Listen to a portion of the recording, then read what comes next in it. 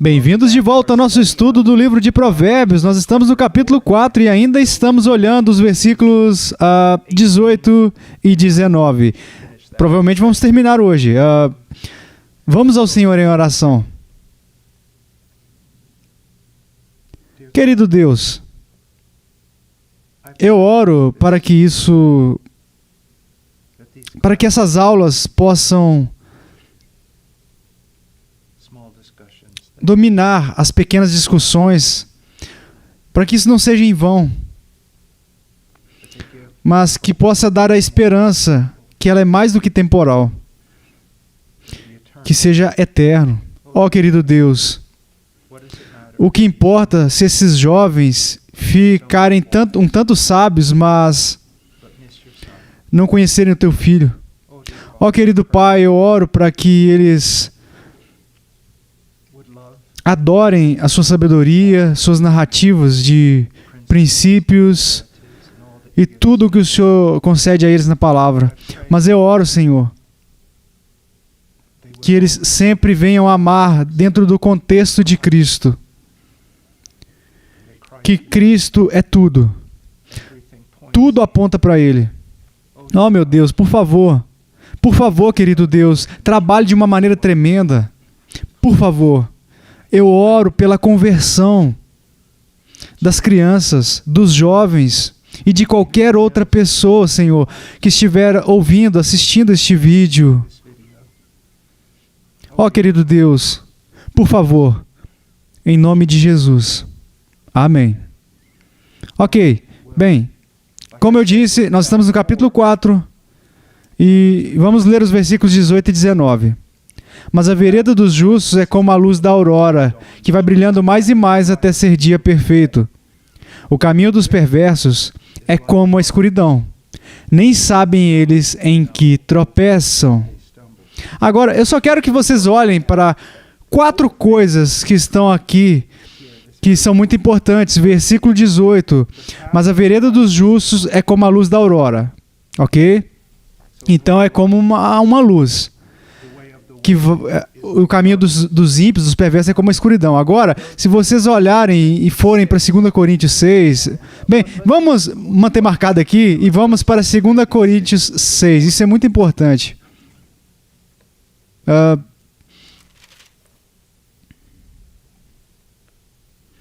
Veja o versículo 14. Veja o versículo 14, capítulo 6, 2 Coríntios. Não vos ponhais em julgo desigual com os incrédulos. Não tenham um relacionamento com os incrédulos. Isso é permitir que a influência deles corroa a sua devoção. Não vos ponhais em julgo desigual com os incrédulos. Porquanto que sociedade pode haver entre a justiça e a iniquidade? E é uma pergunta retórica. 0 é a resposta. E se pudéssemos ir para menos de 0, nós iríamos. Justiça e iniquidade não tem nada em comum. Por quê? Porque a justiça é o quê? Conformidade com o padrão de Deus, que é a lei. Ok? O que é a iniquidade? Uma rejeição completa da lei, que é o padrão justo de Deus, ou no qual o padrão justo de Deus é revelado. Então não há nada entre os dois. Há absolutamente nada. Ou que comunhão da luz com as trevas? Que comunhão há ali? De novo, 0. É um contra o outro. Agora, você pode argumentar que se você juntar a luz e a escuridão, isso vai criar uma espécie de cinza. Bem, é isso que você quer? É isso que você quer? Você quer caminhar num lugar cinzento? Esse é um lugar muito perigoso. De fato, eu nunca conheci ninguém que caminhou dentro de um túmulo por qualquer período de tempo que não acabou todo sujo, na escuridão. Então ele diz no versículo 15 que a harmonia entre Cristo e o maligno, o diabo, há algo que não está de acordo aqui. Não pode estar diabo e Cristo. É 0, de novo. Você entende? 0. Absolutamente nada. Ou que união do crente com o incrédulo? De novo. Pergunta retórica. E a resposta é nada. Agora, Você pode compartilhar coisas com os incrédulos, você pode compartilhar o amor pela natureza, você pode compartilhar o amor pela fotografia, você pode compartilhar o amor por ler livros antigos. Mas com relação ao que é mais essencial, no que diz respeito às visões de mundo, eles não têm nada em comum. No que diz respeito aos destinos, no que diz respeito a um relacionamento com Deus, eles não têm nada em comum. E deixa eu dizer isso, jovens. Agora, há mais pressão sobre os cristãos no Oeste do que nunca houve para adaptar a visão deles de mundo ao mundo. E eu quero que vocês saibam que eu estou vendo pessoas fazendo isso. Está errado. Qualquer forma ou moda é simplesmente errado. E quando nos comprometemos, no final das contas, tudo se resume a uma de duas coisas: amor próprio ou autopreservação, ou ambos. Você está entendendo? Então, não há absolutamente nada em comum que eles tenham. Agora, vamos prosseguir para o versículo 19. O caminho dos perversos é como a escuridão. Agora, nós estamos falando sobre qual é a maneira dos ímpios, o caminho. O que é isso? Aquele caminho que contradiz a natureza de Deus.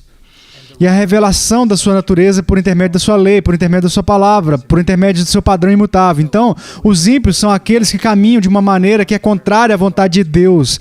Eles se deleitam e eles fazem isso. Agora, uma das principais características dos perdidos que nós mencionamos é escuridão moral, escuridão intelectual e devocional. Espiritualmente não há nenhuma grande devoção ou qualquer coisa voltada para Deus. Intelectualmente, eles não podem entender nem mesmo a revelação de Deus sobre si mesmos ou a sua vontade. São questões que dizem a respeito de caminhar em obediência a Deus nessa vida. Então, há também a moral, de que simplesmente eles vivem de uma maneira que é contrária ao caminho de Deus. E, para ser bem honesto com vocês, é uma abominação e algo que Deus desdenha. Ele abomina isso, ele odeia. Então, esse assunto é muito sério. Agora, eu quero continuar, eu quero olhar o tipo de resultado do que acontece com aqueles que caminham nas trevas. Eles são condenados e tropeçam e caem. Veja o versículo 19. O caminho dos perversos é como a escuridão. Nem sabe eles em que tropeçam. Isso faz sentido, não é? Se você estiver entrando em uma sala e estiver cheio de todos os tipos de armadilhas, você ia gostar pelo menos de que tivesse as luzes acesas, porque você teria uma chance maior com as luzes acesas para não cair em nenhuma daquelas armadilhas. Mas se for simplesmente escuridão total, então você não pode ver o que está na sua frente. E quando você tropeçar, você nem vai saber em que tropeçou. E isso leva a um ciclo interminável de derrotas. Honestamente, sabe? Eu já conheci cristãos solteiros que tiveram talvez 4 ou 5 relacionamentos diferentes. E em cada um desses relacionamentos, os pais, as pessoas de Deus ao redor deles disseram que não era uma coisa sábia. Mas eles fizeram isso de qualquer jeito. Então, sabe, depois da primeira vez, por que isso aconteceu comigo? Depois da segunda vez, por que isso aconteceu comigo? Depois da terceira vez, por que isso aconteceu comigo? Por que eu tropecei? Por que eu caí? Depois da quarta vez, eu não entendo. É um mistério. Não é um mistério. Não tem nenhum mistério. Não é nenhum mistério isso. Se você quiser caminhar na escuridão, então você vai ter... Pelo menos você vai ceder ao fato de aceitar o fato de que você vai tropeçar e você vai cair. E você vai fazer isso de novo, de novo e de novo.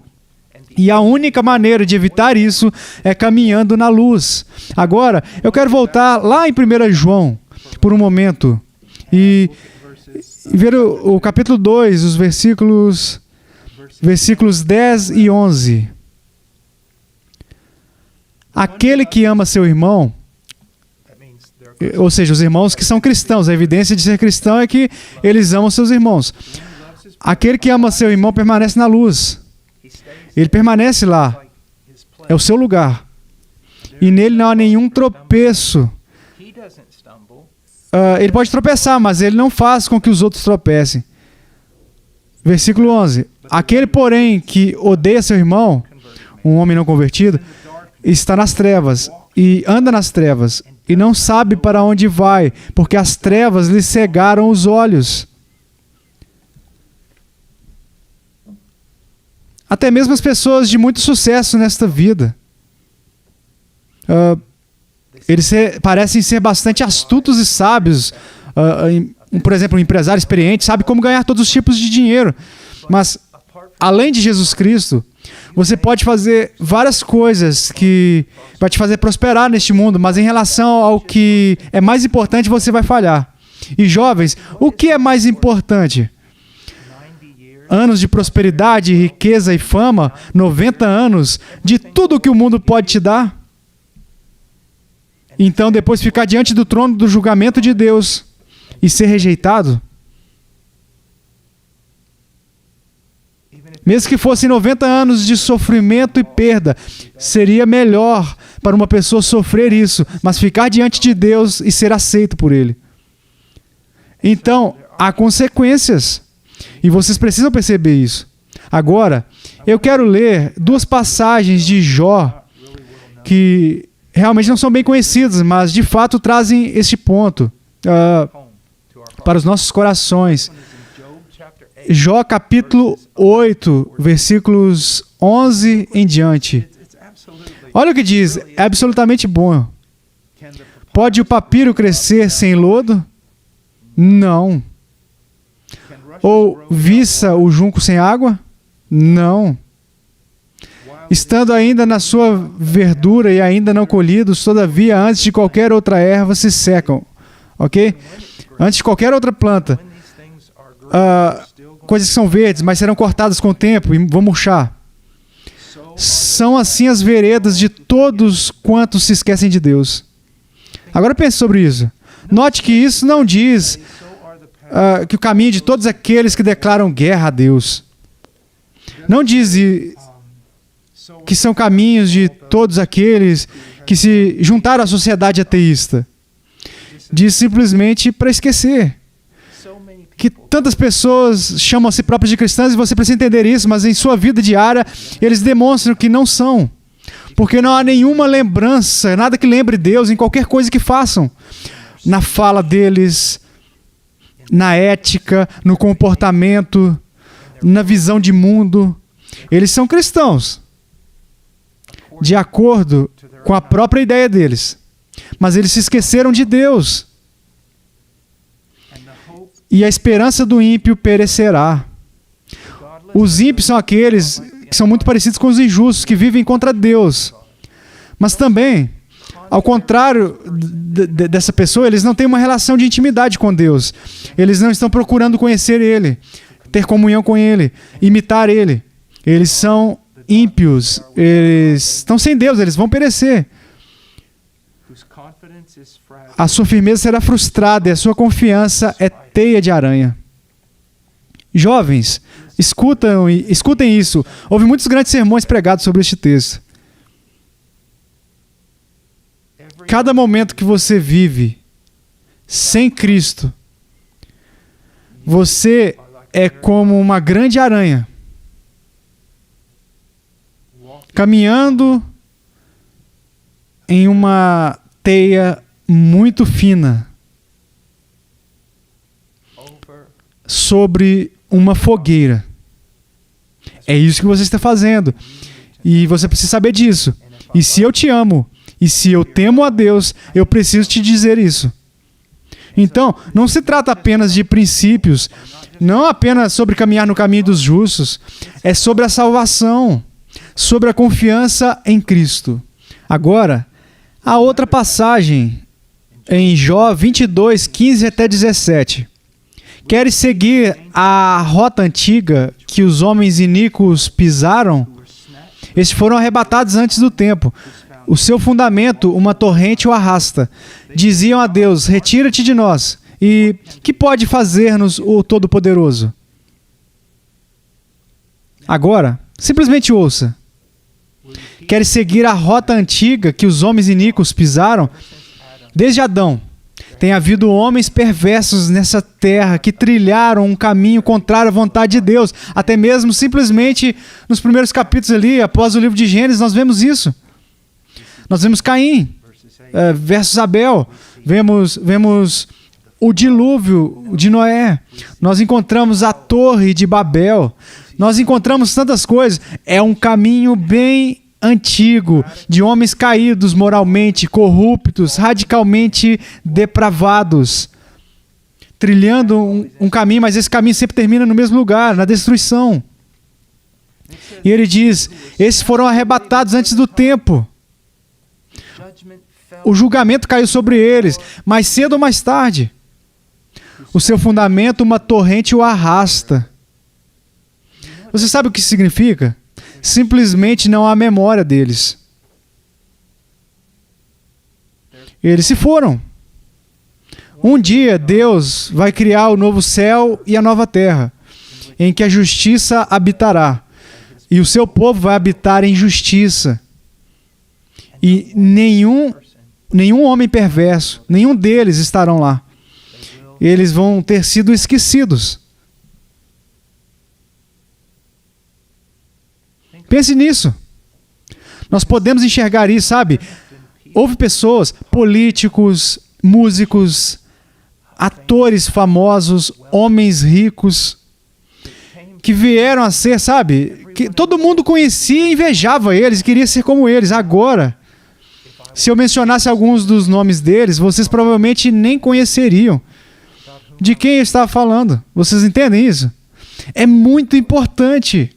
Eu costumava dizer aos meus filhos, e ainda faço isso, vocês celebram o aniversário de George Washington, o fundador do nosso país? Vocês gostam de fazer uma festa? Vocês, sabe, vocês têm uma hora de silêncio? Vocês olham as fotos de George Washington? O que vocês fazem? E eles respondem, pai, não fazemos nada. Eu sei disso. Ele foi o fundador de um país. O primeiro presidente. Filhos, vocês acham que vocês vão ser tão famosos quanto ele? E eles dizem, bem, provavelmente não. Ok.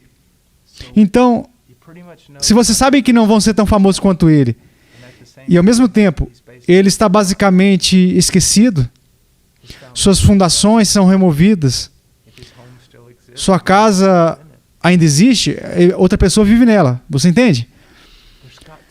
Tem que haver mais. E há para aqueles que andam nos caminhos da justiça, que confiaram em Cristo, seus corações foram mudados. Agora, vamos continuar. Vamos ver por que os homens são assim. Bem, já vimos João 3, 19 e 20. Se vocês se lembram bem, os homens, eles simplesmente odeiam a luz, porque eles amam as trevas, e eles amam a escuridão porque eles são obscuros. Eles são moralmente caídos. Eles não simplesmente são capazes de estarem no mal e na perversidade, mas eles desejam isso. Eles desejam isso. E eles odeiam qualquer luz que vá reprová-los. Eles odeiam qualquer luz que vá expor as más ações deles. Então, essa é uma das razões pelas quais os homens continuam caminhando nos caminhos da maldade. Mas depois, eu quero voltar em Jó. Ouça o que Jó diz, sabe? Nós já vimos João 13, ele fala sobre odiar a luz, eles odeiam a luz, e eu quero que vocês saibam, isso aqui não é nenhuma nova doutrina. Jó 24:13 fala, os perversos são inimigos da luz, não conhecem os seus caminhos, nem permanecem nas suas veredas.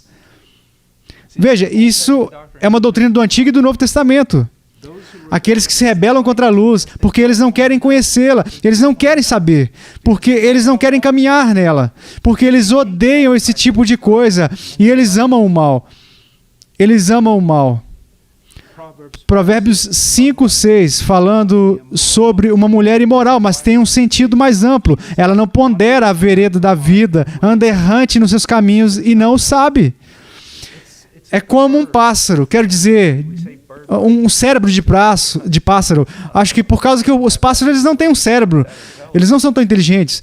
É como essa mulher aqui, ela não pondera o caminho da vida dela, ela não olha o que ela está fazendo e não pensa nas consequências. Ela não olha para a realidade de Deus, a realidade da palavra dele. Ela meio que continua com os seus desejos e com a sua tolice. Isso pode ser a mesma coisa sobre os homens. Agora, você realmente quer ser assim? Ela não pondera o caminho da vida. Ela não se assenta e pensa sobre o que realmente é importante. Bem, deixa eu fazer uma pergunta. É uma descrição muito boa. Qual foi a última vez que você se assentou e fez um inventário, jovem? E você diz, sabe, isso é uma questão de vida ou morte, céu ou inferno. Como então nós devemos viver? Isso são fatores grandes e solenes. Sim, eles são, tremendamente. Então, o que você vai fazer? Sabe, já viu aquelas velhas pinturas de um filósofo, um sacerdote? Ele está ali segurando uma caveira, está olhando para aquela caveira. Todo mundo acha isso mórbido, mas ele está... Eu não recomendo isso, mas ele está fazendo algo diferente do que vocês pensam. Ele não está admirando a morte, ele está pensando sobre a sua própria mortalidade. Mas veja, a maioria das pessoas hoje em dia, especialmente a maioria dos jovens, vocês estão tão entretidos na internet, e-mails, textos, sabe, vídeos, YouTube, TikTok, todas essas coisas diferentes. Vocês ficam tão entretidos com as frivolidades que vocês nunca realmente se assentam e contemplam a mortalidade de vocês. Você sabe, uma das maiores questões do mundo, primeiro existe um Deus. Segundo, ele revelou a sua vontade. E terceiro, eu sou responsável. Eu serei julgado. Quarto, há uma saída. E claro, a saída é Cristo. Então, quinto, bem, como então devemos viver?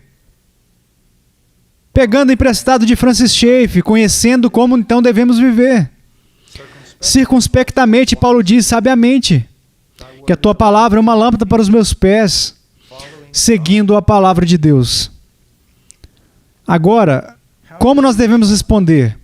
Em primeiro lugar, devemos pegar os avisos. Isso está em Salmo 1:6. Devemos pegar os avisos do fato de que Deus conhece o caminho dos justos e o caminho dos ímpios, que irão perecer. Isso é uma coisa maravilhosa, que Deus conhece o caminho dos justos, porque não significa apenas que Ele conhece, tem todo o conhecimento perfeito do caminho dos ímpios. O que isso significa não é apenas que Ele conhece o caminho dos justos, mas a palavra é um relacionamento. Ele está intimamente envolvido no caminho dos justos, e intimamente envolvido, de forma real e verdadeiramente envolvido, providencialmente envolvido na vida daqueles que caminham no caminho dos justos. Mas o caminho dos ímpios não recebe tal assistência das bênçãos de Deus. Eles simplesmente vão perecer. Eles simplesmente perecem. Então o que nós devemos fazer? Devemos receber o alerta. De novo, jovens, me escutem. Eu não estaria aqui agora se fosse apenas uma questão da sua melhor vida aqui e agora. Quem se importa com isso? O que realmente nós precisamos pensar a respeito é em conhecer Deus, obedecer a Deus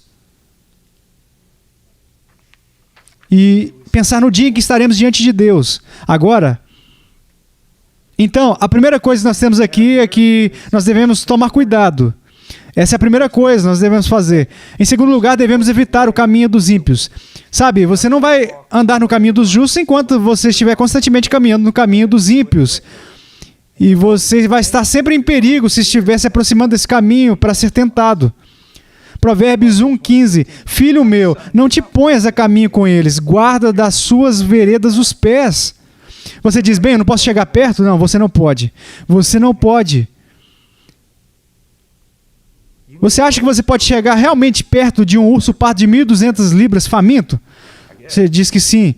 Você pode chegar perto de um leão adulto na montanha? Você pode chegar perto de um jaguar? Sabe o quê? Você pode até seguir o que o livro de Jó diz. Você pode ir lá pegar sua mão e tocar o Leviatã, mas a Bíblia garante que você nunca vai se esquecer. Há consequências. E você precisa evitar o caminho dos ímpios. Agora escute, outra coisa que eu quero dizer a vocês, quando você estiver caminhando no caminho da justiça, eu trouxe isso à tona já, e eu vou repetir com um verso. Os ímpios estarão constantemente gritando para você, sussurrando com você, falando com você, dialogando com você, tentando fazer com que você se comprometa a caminhar fora desse caminho. E diz em Isaías 30:11, desviai-vos do caminho, apartai-vos da vereda, não nos faleis mais do Santo de Israel. Ah, você está sempre falando de Deus, você está sempre falando sobre a Bíblia, vamos fazer outra coisa. Apenas escute o que diz, você entende? Os ímpios não se contentam em caminhar no caminho dos ímpios, porque enquanto houver justos caminhando no caminho dos justos, os ímpios serão miseráveis, porque os justos brilham uma luz sobre os seus pecados. E mais uma vez, afeta a consciência deles. Então, os perversos sempre vão dizer para você, desvie do caminho. Agora, é interessante aqui que alguns dos perversos parecem conhecer muito mais do que alguns daqueles que afirmam ser justos. Porque eles tiveram uma relação entre o caminho e ouvir o Santo de Israel. Como você sabe como andar no caminho da retidão? Está de acordo com o que o mundo diz? Está de acordo com o que o cristianismo contemporâneo diz? Está de acordo com o que até a sua carne diz? Você deveria descobrir por conta própria? Não. Você deve ouvir do Santo de Israel. E como você faz isso? Por intermédio da sua palavra, por meio da sua palavra. Ok. Uma última coisa, para sempre se lembrar. Provérbios 15:24. Para o sábio há o caminho da vida, ou o caminho da luz, que o leva para cima.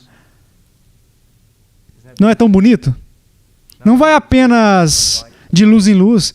O caminho da vida conduz, leva para cima, para ser sábio, a fim de evitar o inferno embaixo, a morte. Você diz, eu quero caminhar nessa sabedoria, eu quero obedecer esses preceitos. Maravilhoso. Mas se lembre sempre do que eu disse a vocês várias vezes. Antes mesmo de começarmos a falar de preceitos, você tem que estar reconciliado com Deus através de 100% da graça, 100% da obra de Cristo. Você se arrependeu dos seus pecados e creu para a salvação. E depois disso, aí nós começamos a pensar a respeito de caminhar. Mas antes de nascer de novo, você não pode caminhar. E você precisa nascer de novo. Deus os abençoe. Eu espero que tenha sido útil.